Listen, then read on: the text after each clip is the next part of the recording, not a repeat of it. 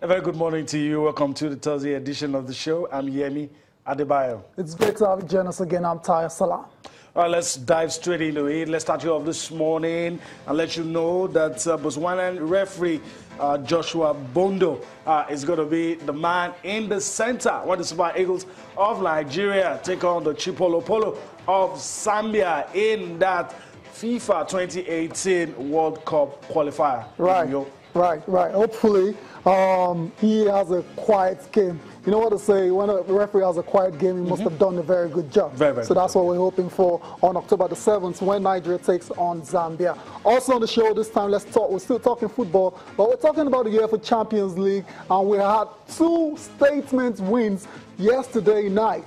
Chelsea going all the way to Atletico Madrid to beat Diego Simeone's side 2-1, and PSG defeating and battering Bayern Munich by 3-0. So those two clubs have laid down a marker. Yeah, that's right. Those key games in Europe, Chelsea making a statement, Paris Saint-Germain, the new money bags, also making a very, very big statement against European powerhouse Bayern Munich.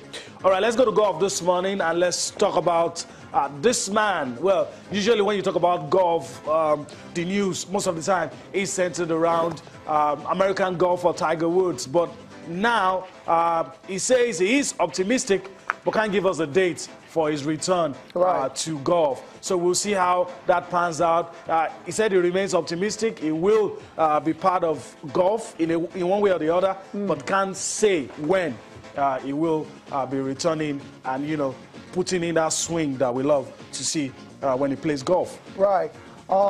Not good news for me. I get the fact that he's a bit optimistic at the moment, but we're going to hear from him later on the show, and you can just tell from his body language and from everything he's saying, it doesn't appear like Tiger Woods actually return to competitive golf, and that's going to be a big shame. And I don't think any one of us is going to say we're going to be surprised if it comes to that, because we know he's well documented. His physical issues, the multiple back surgeries that he's had in recent times. He hasn't played competitively for a long time. He tried to make a comeback one time. It couldn't even last. He had to pull out. So all this points to the fact that Tiger Woods right now physically is struggling, and he might not just make it back, you know, to the golf course. I wouldn't be surprised if it turns out that way at all. Tiger Woods has only played 6 competitive rounds in the past 2 years, 6 rounds in 2 years, while trying to recover from multiple back surgeries. The last time he attempted to play, that was in January, he withdrew with back spasms. So, yeah, I'm not very optimistic, that's all I'm saying. You know, when he was having that press conference, he refused to, you know, put a timeline. And that's what everybody was looking for. To hear him say, I'll be back in 6 months, I'll be back in 3 months, they didn't get that. So, but you know, Tiger Woods is still a big draw. He's still someone that will bring the crowds to any golf course if they know that he's going to be there, whether he's playing or not. He's somebody you want to have in your maybe Ryder Cup team, your President's Cup team. He won't capacity or the other, you know, and I think that's what he's, you know, resigned to doing for now. You know, a lot of people also questioned his desire. I think the desire is intact. The desire is intact. It's just when you look at your body, you're not a machine. You look at your body, and I mean, you can tell. You know, even listening to, I mean, this is look at pictures that we're seeing now. I mean, the last time when he was arrested for driving under the influence, actually multiple drugs found in the system. That's a sign of someone that's really, you know, struggling physically and, you know, perhaps psychologically as well. Also someone that wants to get back. A lot of things were found in that. Some of those things he used. I mean, this guy wants to end this nightmare. And sometimes people just go deep into medication, especially all those prescription drugs, when the doctor says, oh, use this, use that, you get well soon. And sometimes we turn ourselves to doctors and start you know, maybe if I take 3, maybe I take another dose, which is not ideal yet. Right. So let's listen to Tiger Woods himself now. He's been, you know, trying to tell us exactly what the future holds for him in golf. Could you see a scenario where you would not come back to competitive golf? Yeah, definitely. I don't know what my future holds for me. All I've told you guys, I'm hitting 60-yard shots. But, you know, overall, I'm very optimistic about how I'm progressing. As I said, the pain's gone, but I don't know what my golfing body's going to be like because I haven't hit a golf shot yet.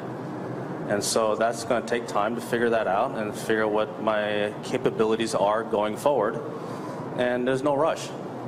Yeah, you know, I've been out of the game for a while. First things first, get my health organized, make sure the pain goes away. And, you know, then basically, just as I said, just keep waiting for what my surgeon says. Yes, Tiger Woods there waiting for, you know, instruction from his surgeon on when to return to competitive golf. The last time Tiger Woods won a major was way back in 2008. That was at the US Open. And then that was his 14th major. As at that point, a lot of people thought Tiger Woods would definitely go on to challenge Jack Nicklaus's record of 18 majors. But it hasn't been the case, for obvious reasons. We know the personal issues before the injury set in as well. Everything, and from that point, right, it was from that point, right? Crumbling. At some point, there was a resurgence, came back, but the injuries. But what struck me listening to Tiger was the way he gave it to us with a straight face. Right. Just, do you see yourself not playing golf? Yes. Straightforward question, answer. And that's a man who has thought about everything and is not shy to put it out there. Right. All right. And just to add, I mean, he's so gone down right now. He's ranked 1,142 in the world. Has never made this bar for Tiger, but we all know that the potential long road to recovery. There. Yeah, like I said, Tiger Woods still always a big draw. You listen to him talking there, but he was speaking on the eve of the next big thing in golf, talking about the President's Cup, where you have the team from the United States taking on the team from the rest of the world, star-studded USA, star-studded team of the world. Team of the world, I would say star-studded though, compared to the USA side. The USA I'll still say star-studded. You know why? Why? I'm impressed with some of the names that you have there. Hideki Matsuyama, Charles Schwartzel. As a matter of fact, you have 3 South Africans. That's what really struck me and made me pay attention to some of the names. I could double down a little and say, okay, the guys on the team world.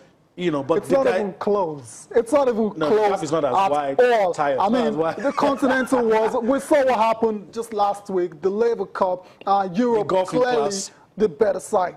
This time around as well, so I have absolutely no doubt that Team USA, miles, okay, not miles, a few miles ahead of Team World. Dustin Johnson, Justin Thomas, Jordan Spieth.